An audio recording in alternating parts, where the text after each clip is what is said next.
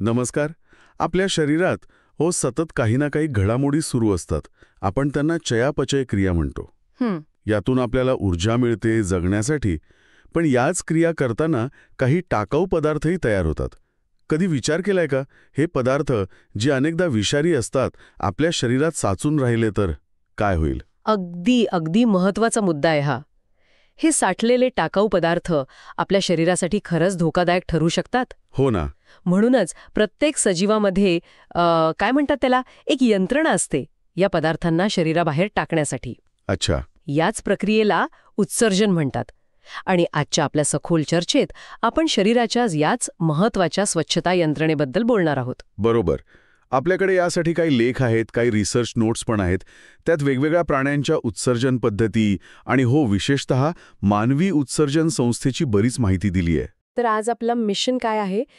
तर उत्सर्जन म्हणजे नक्की काय, कोणते मुख्य टाकाऊ पदार्थ शरीर बाहेर टाकतं, ते कसं केलं जातं आणि या सगळ्याचा आपल्या शरीराचं अंतर्गत संतुलन म्हणजे होमिओस्टॅसिस ते राखण्यात काय वाटा आहे हे समजून घेणं. सोप्या भाषेत. हो, अगदी सोप्या भाषेत. चला तर मग सुरुवात करूया. तर मग उत्सर्जन म्हणजे काय? एकदम सोप्या शब्दात सांगायचं झालं तर उत्सर्जन म्हणजे आपल्या चयापचय क्रियेतून विशेषतः प्रोटीन्स आणि न्यूक्लिक ॲसिड्सच्या विघटनातून तयार झालेले नायट्रोजनयुक्त टाकाऊ पदार्थ शरीराबाहेर टाकण्याची प्रक्रिया. नायट्रोजनयुक्त पदार्थ. हो, आणि हे लक्षात ठेवायला हवं की जे न पचलेलं अन्न असतं ते गुदद्वारा वाटे बाहेर टाकणं म्हणजे इजेशन आणि उत्सर्जन म्हणजे एक्सक्रिशन या वेगळ्या गोष्टी आहेत. अच्छा, हा फरक महत्वाचा आहे. हो, उत्सर्जन हे पेशींमधल्या रासायनिक क्रियेतून बनलेल्या कचऱ्यासाठी आहे. ते स्थिर ठेवणं. यात काय काय येतं नक्की? यात बघा, आपल्या शरीरातलं पाण्याचं प्रमाण, क्षारांचं म्हणजे आयन्सचं प्रमाण आणि ॲसिड बेस बॅलन्स म्हणजे आम्ल अल्कली संतुलन राखणं हे सगळं येतं. ओके. आणि ही उत्सर्जन संस्था ती हे संतुलन राखायला खूप मोठी मदत करते. विचार करा, जसं आपण आपलं घर स्वच्छ ठेवतो ना, हो. तसंच शरीर स्वतःला आतून स्वच्छ ठेवतं या प्रक्रियेने. बरोबर.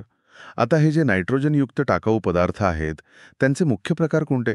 मला वाटतं त्यांच्या विषारीपणात आणि बाहेर टाकायला किती पाणी लागतं यात फरक असतो, नाही का? अगदी बरोबर बोललात. मुख्यत्वे 3 प्रकार आहेत. पहिला म्हणजे अमोनिया. अमोनिया. हा सगळ्यात जास्त विषारी असतो आणि त्याला बाहेर टाकायला खूप पाण्याची गरज असते.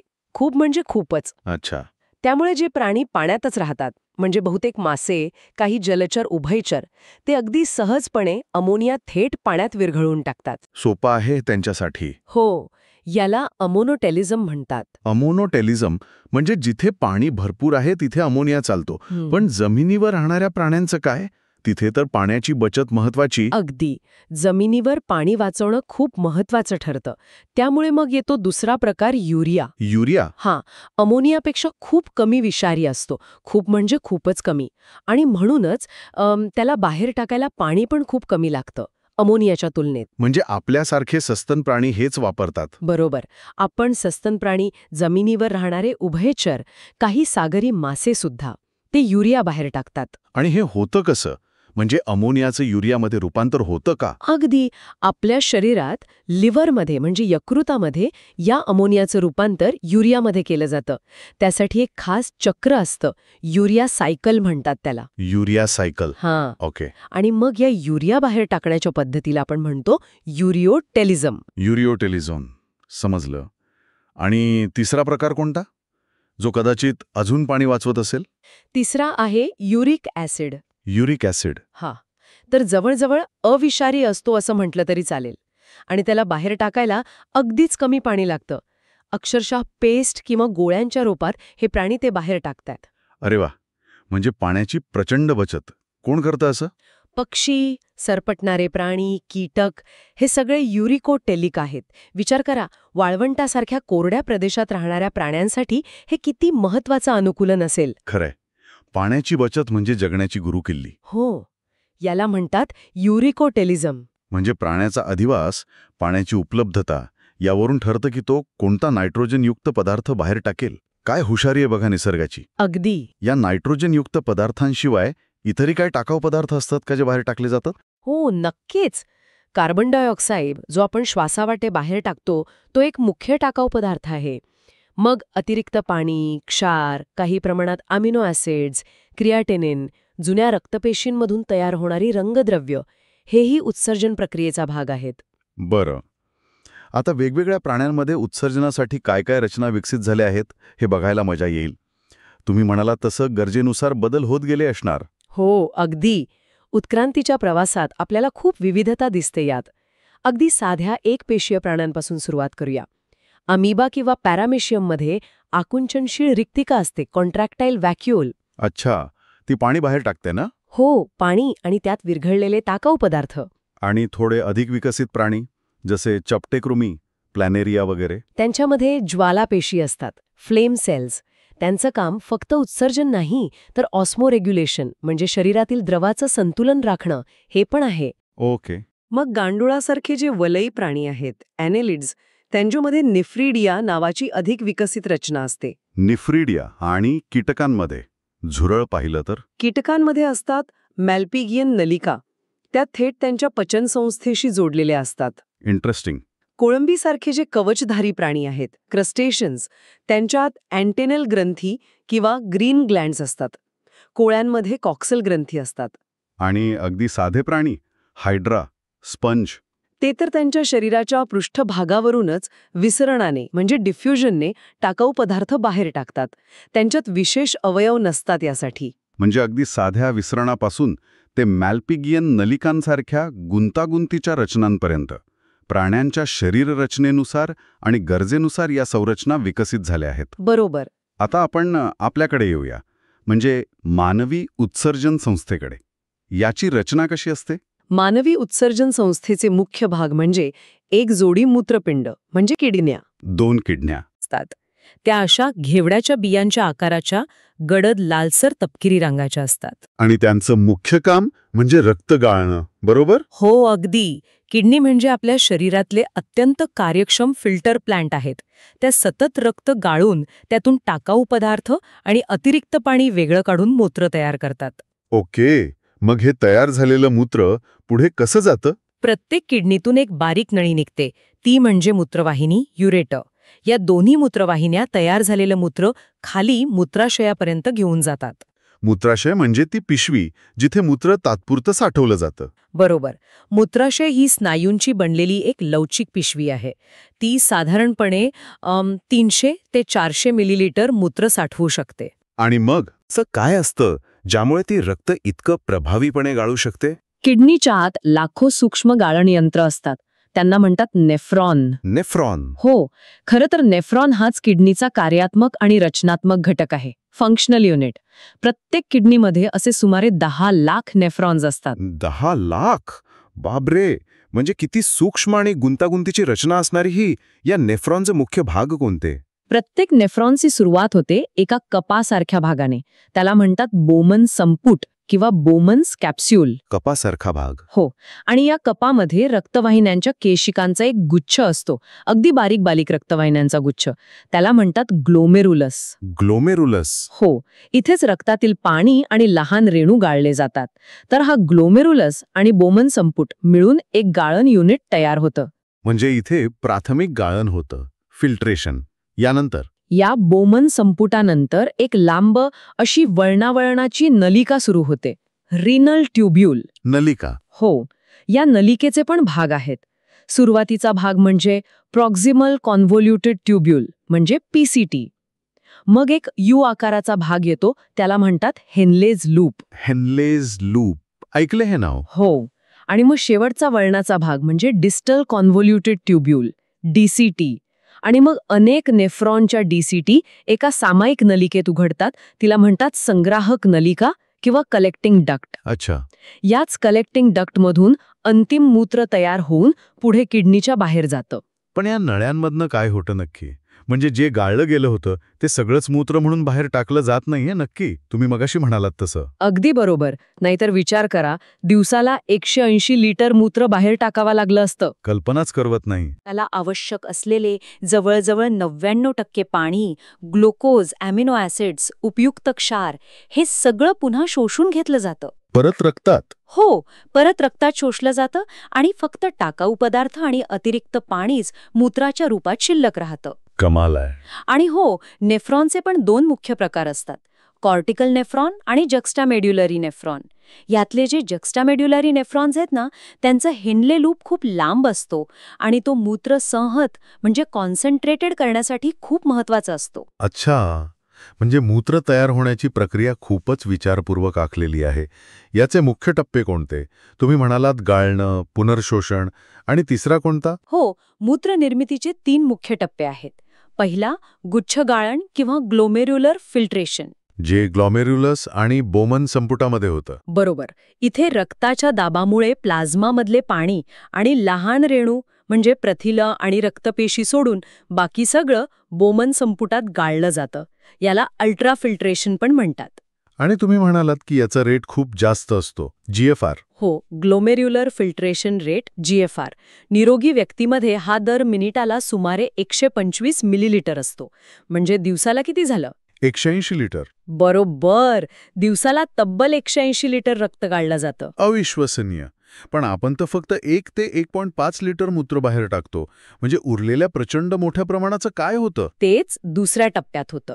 दुसरा टप्पा आहे नलिकीय पुनर्शोषण किंवा ट्युब्युलर रिॲब्झॉर्प्शन. म्हणजे परत घेणं. हो, त्या 180 लिटर गाळलेल्या द्रवातून शरीराला आवश्यक असलेले जवळपास 99% घटक, पाणी, ग्लुकोज, अमिनो ॲसिड्स, उपयुक्त क्षार हे सगळं नेफ्रॉनच्या नलिकेतून पुन्हा शोषून घेतलं जातं आणि रक्तामध्ये परत पाठवलं जातं. म्हणजे कचऱ्यातून सोनं वेचून घेण्यासारखं झालं आहे. अगदी तसंच.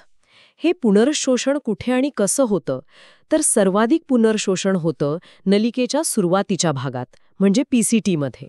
प्रॉक्झिमल कॉन्व्होल्युटेड ट्युब्यूल. हो, इथे जवळपास सगळं ग्लुकोज, अमिनो ॲसिड्स आणि बराचसा पाणी व क्षार परत शोषले जातात. मग येतो हेनले लूप. तिथे प्रामुख्याने पाणी आणि क्षारांचं संतुलन साधलं जातं. ओके. आणि मग DCT आणि संग्राहक नलिकेत गरजेनुसार पाणी आणि क्षारांचं फाईन ट्युनिंग होतं.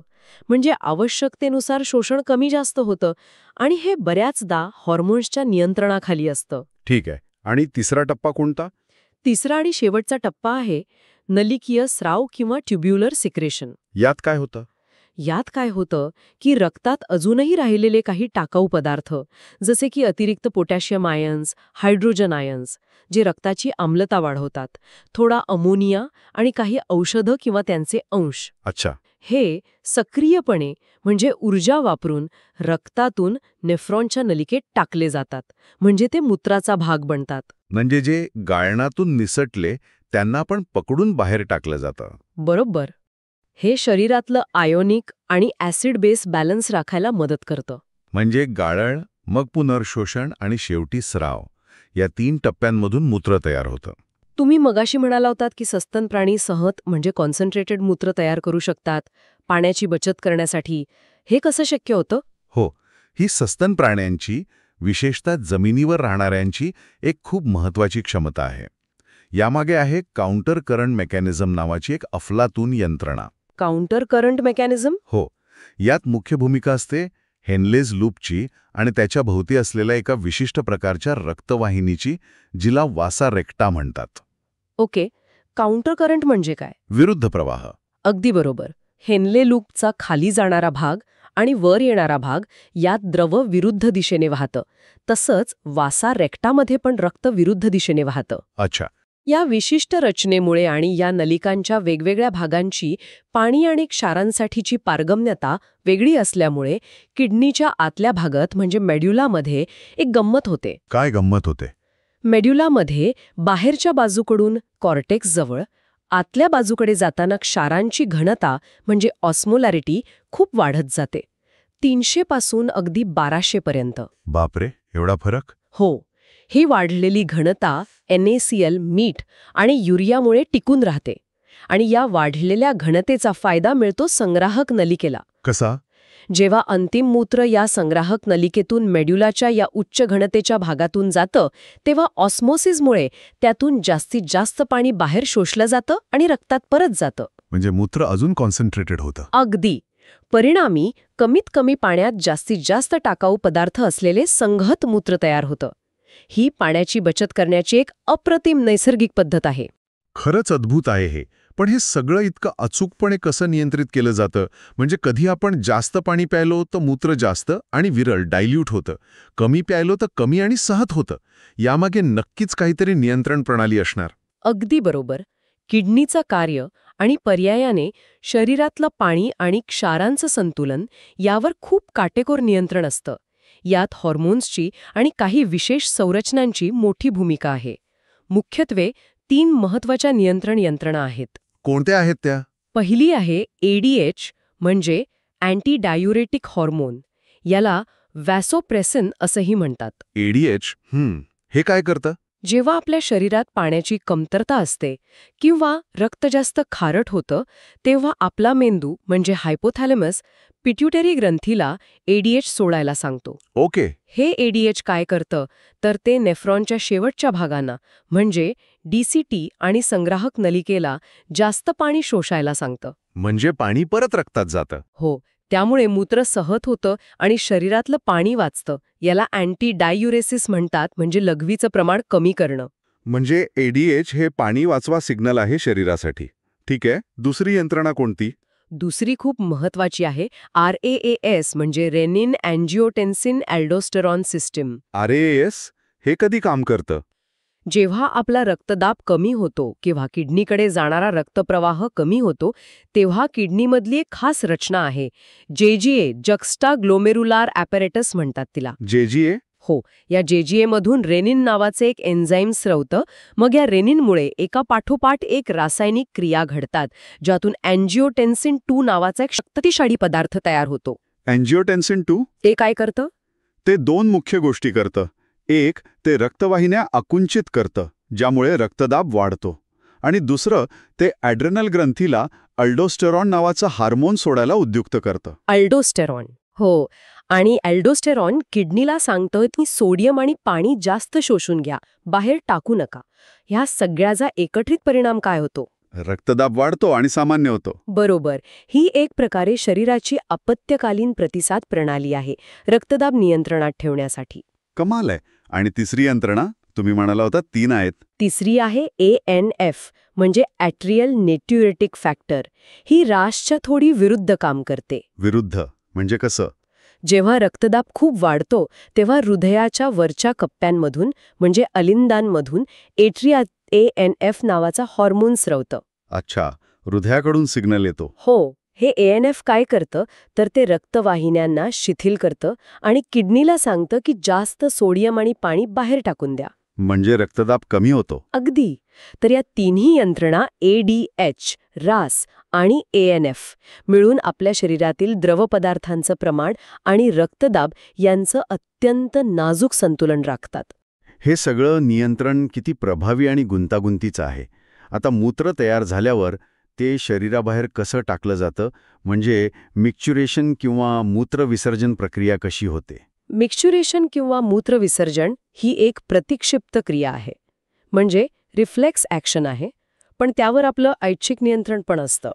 म्हणजे जेव्हा मूत्राशय साधारणपणे भरतं तेव्हा त्याच्या भिंतीवरचे ताण संवेदक स्ट्रेच रिसेप्टर्स सक्रिय होतात आणि मेंदूकडे संदेश पाठवतात. ओके. तिथून मग परत संदेश येतो, ज्यामुळे मूत्राशयाचे स्नायू आकुंचन पावतात आणि मूत्रमार्गाच्या तोंडाशी असलेला स्नायू म्हणजे स्फिंक्टर शिथिल होतो आणि मूत्र बाहेर पडतं. पण आपण थांबवू शकतो ना? हो, अर्थातच. मेंदूचा जो मोठा भाग आहे सेरेब्रम, तिथून या क्रियेवर ऐच्छिक नियंत्रण येतं. त्यामुळे आपण योग्य वेळ आणि जागा मिळेपर्यंत मूत्रविसर्जन थांबवू शकतो. समजलं. आणि सामान्य निरोगी मूत्राची वैशिष्ट्य काय असतात? म्हणजे त्याचा रंग, वास, त्यात काय काय असतं? धर्मी असतं, म्हणजे त्याचा pH साधारण 6.0च्या आसपास असतो. ताज्या मूत्राला विशेष वास नसतो, पण ते थोडा वेळ राहिला की त्यातल्या युरियाचं जीवाणूंमुळे विघटन होतं आणि अमोनिया तयार होतो. त्यामुळे एक उग्र वास येतो. आणि घटक? त्यात सुमारे 96% पाणी असतं. उरलेल्या 4% 2% युरिया असतो आणि बाकीचे 2% इतर पदार्थ असतात, जसे की uric acid, creatinine, sodium, potassium, chloride असे क्षार. म्हणजे मुख्यतः पाणी आणि युरिया. हो, आणि जर मूत्रात ग्लुकोज, प्रथिनं, रक्तपेशी किंवा कीटोन बॉडीज असे घटक आढळले तर ते कोणत्या तरी आजाराचं लक्षण असू शकतं. त्यावरून निदान करायला मदत होते. बरोबर. आता किडन्या तर झाल्या मुख्य उत्सर्जन अवयव, पण शरीरातले इतर अवयवही या कामात काही मदत करतात का? हो, नक्कीच करतात. आपलं शरीर म्हणजे एक टीम आहे. कसं? आपली फुफ्फुसं बघा.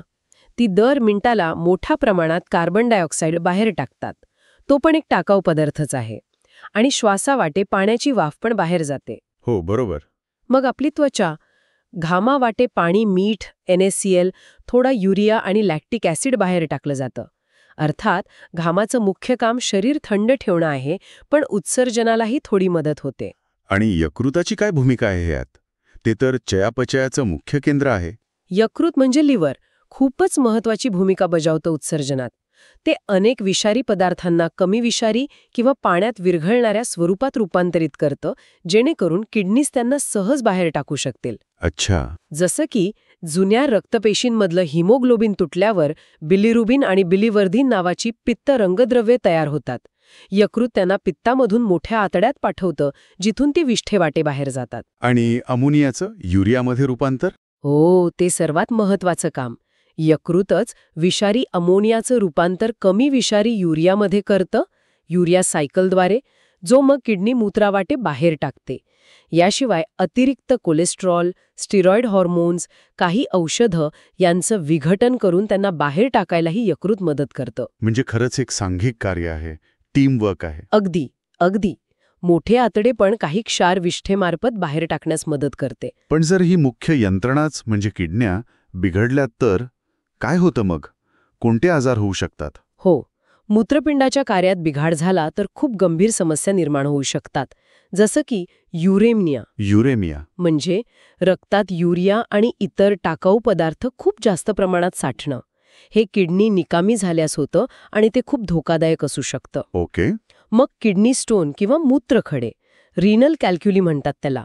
यात किडनीमध्ये किंवा मूत्रमार्गात क्षारांचे, विशेषतः कॅल्शियम ऑक्झलेटचे खडे तयार होतात. त्यामुळे खूप वेदना होतात. हो, ऐकलं आहे याबद्दल. आणि किडनी निकामी होणं म्हणजे काय? रिनल फेल्युअर किंवा किडनी फेल्युअर म्हणजे किडनीची रक्त गाळण्याची क्षमताच हळूहळू किंवा काही वेळा अचानकपणे कमी होणे किंवा पूर्णपणे नष्ट होणे. हे गंभीर आहे. हो, याशिवाय ग्लोमेरुलोनेफ्रायटिस म्हणजे ग्लोमेरुलस या गाळण युनिटला सूज येणे, मूत्राशयाचा किंवा मूत्रमार्गाचा जंतुसंसर्ग होणं, ज्याला सिस्टायटिस म्हणतात, हेही बऱ्यापैकी कॉमन आहे. आणि या गंभीर समस्यांवर उपाय काय आहेत, विशेषतः किडनी फेलियरवर? जर किडन्या पूर्णपणे निकामी झाल्या असतील तर रक्तातील टाकाऊ पदार्थ कृत्रिमरित्या बाहेर काढावे लागतात. त्यासाठी हेमोडायालिसिस केलं जातं. डायलिसिस? हो, यात एका मशीनच्या मदतीने, ज्याला कृत्रिम मूत्रपिंड म्हणतात, रुग्णाचं रक्त शुद्ध केलं जातं. हे नियमितपणे करावं लागतं, आठवड्यातून 2-3 वेळा. आणि दुसरा काही उपाय? शेवटचा आणि अधिक चांगला उपाय म्हणजे मूत्रपिंड प्रत्यारोपण, किडनी ट्रान्सप्लांटेशन. यात एका निरोगी व्यक्तीचं म्हणजे दात्याचं किडनी काढून रुग्णाच्या शरीरात बसवली जाते. अर्थात यासाठी जुळणारं किडनी मिळणं आणि शस्त्रक्रिया यशस्वी होणं गरजेचं असतं. ठीक आहे. आज आपण उत्सर्जन संस्थेबद्दल खरंच खूप सखोल आणि महत्त्वाची माहिती घेतली. थोडक्यात सांगायचं झालं तर ही संस्था फक्त शरीरातला कचरा बाहेर काढत नाही, तर पाणी, क्षार आणि ॲसिड बेस बॅलन्स सांभाळून आपल्याला निरोगी ठेवण्यासाठी अत्यावश्यक आहे. हो, आपण अमोनिया, युरिया, युरिक ॲसिड हे मुख्य नायट्रोजनयुक्त टाकाऊ पदार्थ पाहिले आणि प्राण्यांनी त्यांच्या गरजेनुसार आणि अधिवासानुसार ते बाहेर टाकण्यासाठी कशा वेगवेगळ्या पद्धती विकसित केल्या आहेत हेही पाहिलं. अमोनोटेलिझम, युरिओटेलिझम, युरिकोटेलिझम. बरोबर. मग आपण मानवी उत्सर्जन संस्थेची रचना, विशेषतः किडनी आणि तिचा तो सूक्ष्म कार्यात्मक घटक नेफ्रॉन याबद्दल सविस्तर जाणून घेतलं. किती गुंतागुंतीची आणि त्याचवेळी किती कार्यक्षम आहे हे पाहिलं. अगदी. आणि या सगळ्या प्रक्रियेवर ADH, RAS, ANF या हॉर्मोन्सचं आणि काउंटर करंट मेकॅनिझमसारख्या रचनांचं किती अचूक आणि नाजूक नियंत्रण असतं यावरही आपण चर्चा केली. खरंच विचार करायला लावणारी गोष्ट आहे की आपली किडनी दररोज 180 लिटर रक्त गाळून त्यातून फक्त 1 ते 1.5 लिटर मूत्र तयार करते, आणि तेही अगदी मोजून मापून, शरीराला आवश्यक ते सगळं जपून. किती अद्भुत रचना आहे ही. आणि हे सगळं ऐकल्यावर एक विचार नक्कीच मनात येतो, जो श्रोत्यांनीही करावा असं मला वाटतं. कोणता विचार? आपल्या रोजच्या सवयी आपण किती पाणी पितो, काय खातो पितो, आपली एकूण जीवनशैली कशी आहे, याचा आपल्या या अद्भुत आणि तितक्याच नाजूक उत्सर्जन संस्थेच्या कार्यावर आणि पर्यायाने आपल्या एकूण आरोग्यावर काय परिणाम होत असेल? महत्वाचा प्रश्न आहे. फ्लश मोर टॉक्सिन्स म्हणजे जास्त पाणी प्या आणि जास्त विषारी पदार्थ बाहेर टाका. यात नक्कीच तथ्य आहे. किंवा हा विचार करा की पाण्याच्या तीव्र कमतरतेचा सामना करण्यासाठी सजीवांनी अमोनियासारख्या अत्यंत विषारी पदार्थाऐवजी युरिक ॲसिड सारखा जवळजवळ अविषारी आणि कमीत कमी पाण्यात बाहेर टाकता येणारा पदार्थ तयार करण्याची क्षमता विकसित केली. हो. हा उत्क्रांतीचा एक विलक्षण नमुना नाही का? पाण्याच्या उपलब्धतेनुसार शरीराने स्वतःला कसं बदललं ह्याचं उत्तम उदाहरण. खरं आहे. यावर नक्कीच विचार करण्यासारखं आहे.